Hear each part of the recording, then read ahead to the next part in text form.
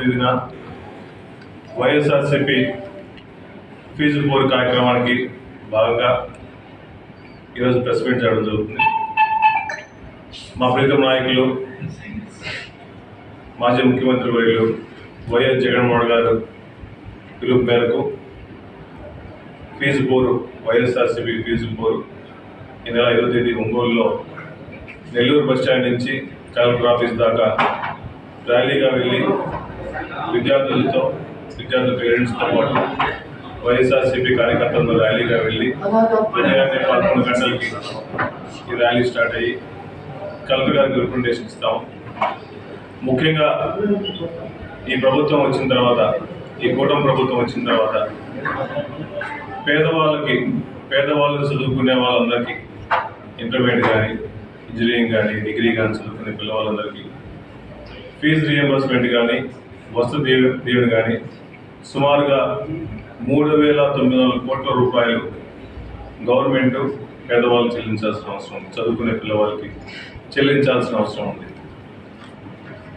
ఈ రాష్ట్రంలో పేదవాళ్ళు అందరూ చదువుకుంటారు కాబట్టి వీళ్ళు ఫీజు రీఎంబర్స్మెంట్ ఇవ్వకపోతే కాలేజీ యాజమాన్యాలు ఇబ్బంది జరుగుతుంటాయి, ఎగ్జామ్స్ రానియరు, ఎన్నో రకాల ఇబ్బంది జరుగుతూ ఉంటాయి.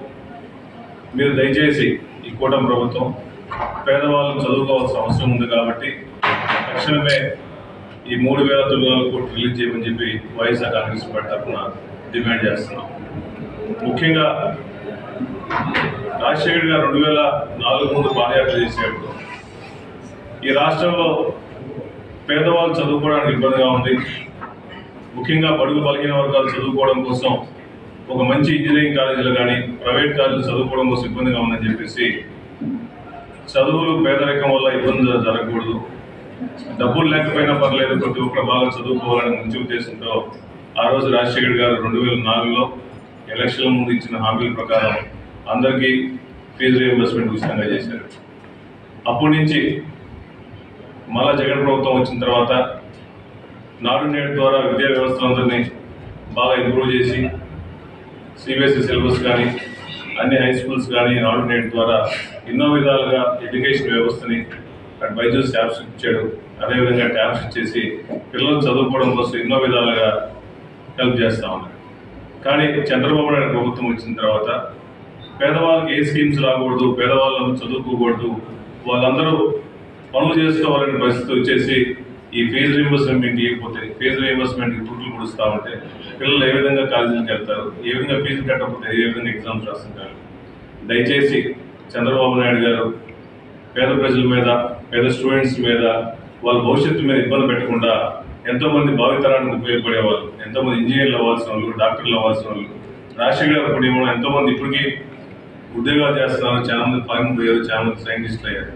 ఇటువంటి విద్యా వ్యవస్థని దయచేసి ఎంబటే ఫండ్స్ రిలీజ్ చేసి పిల్లల్ని ఇబ్బంది పెట్టొద్దని చెప్పి వైఎస్ఆర్సీపీ తరఫున డిమాండ్ చేస్తూ ఉన్నాం. అదేవిధంగా రీసెంట్గా నేను కొన్ని హై స్కూల్స్కి వెళ్ళిన తర్వాత మా ప్రభుత్వం 2024 అయిపోయిన తర్వాత అంతకుముందు స్లాబ్స్ వేసిన చాలా హై స్కూల్స్ కూడా నాడు నేడులో ₹1 కూడా వెచ్చించకుండా విద్యా వ్యవస్థని పూర్తిగా కుంటుపాటు చేస్తున్న ఈ కూటమి ప్రభుత్వం దయచేసి పిల్లల చదువుల కోసం చాలామంది ఇంకా ఇబ్బందులు పడుతున్నారు ఫెసిలిటీస్ లేకుండా. మేము కట్టిన బిల్డింగ్స్ ఇంకా ఒక 5 లక్షలు 6 లక్షలు పెట్టే స్కూల్స్ అన్ని ఓపెన్ అయ్యే పరిస్థితి వచ్చింది.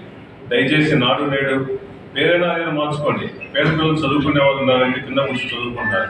దయచేసి వాళ్ళని నాడు నేడులో ఇన్కంప్లీట్గా ఉన్న బిల్డింగ్స్ మొత్తాన్ని కంప్లీట్ చేయమని చెప్పి వైఎస్ఆర్సీపీ తరఫున డిమాండ్ చేస్తున్నాం. మేము ఈ 5వ తేదీ లోపల మీరు ఫీజు రీఎంబర్స్మెంట్ చేయకపోతే ఇంకా పెద్ద ఎత్తున పోరాటం చేస్తాము. పేద ప్రజల కోసం, స్టూడెంట్స్ కోసం ఇప్పుడు వైఎస్ఆర్ కాంగ్రెస్ పార్టీ తరఫున మేము ఇప్పుడు పోరాటం చేయడానికి రెడీగా ఉన్నాం.